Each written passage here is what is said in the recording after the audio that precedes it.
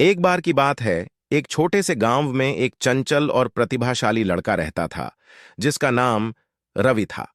रवि एक जादूगर था और अपने गांव में अपनी जादुई कला के लिए जाना जाता था।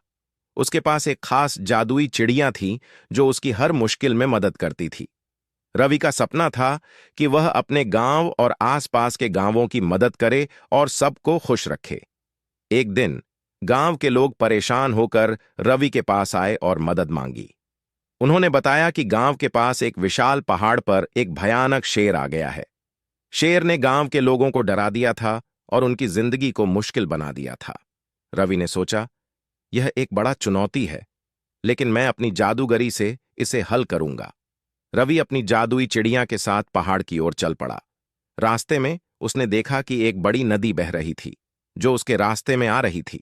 रवि ने अपनी चिड़िया की मदद से नदी के पानी की धारा को थोड़ा कम कर दिया, ताकि वह नदी को पार कर सके। जब रवि पहाड़ के पास पहुंचा, तो उसने देखा कि एक बड़ा गधा रास्ते को रोक रहा था।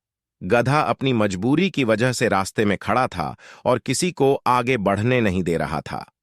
रवि ने अपनी जादूगरी से गधे को समझाया और उसे रास्ते से हटने के लिए प्रेरित किया।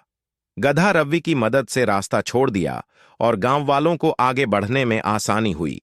जब रवि पहाड़ की चोटी पर पहुंचा, तो उसने देखा कि एक बड़ा हाथी वहां खड़ा था और शेर की मदद कर रहा था। हाथी अपनी विशालता और ताकत से सब कुछ नियंत्रित कर रहा था। रवि ने अपनी जादूगरी से हाथी को शांत किया और उसे रास्ते से हटने के लिए कहा। हाथी रवि की बात मानकर वहां से चला गया। अब रवि के पास बस एक काम बाकी था, शेर को समझाना। रवि ने अपनी जादूगरी का उपयोग करते हुए शेर से बात की। शेर ने सुना कि गांव वाले उसकी वजह से परेशान हैं और रवि की बात मानकर उसने अपने खतरनाक व्यवहार को छोड़ दिया। शेर ने रवि की मदद से वहां से चला गया और अब वह किसी को परेशान नहीं करता था।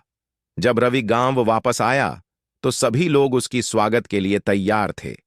उन्होंने रवि की प्रशंसा की और उसकी जादूगरी के लिए धन्यवाद दिया। रवि ने अपने गांव और आसपास की जगह की सुरक्षा और शांति के लिए अपनी जादूगरी का उपयोग किया और सबको एक नई आशा दी। इस प्रकार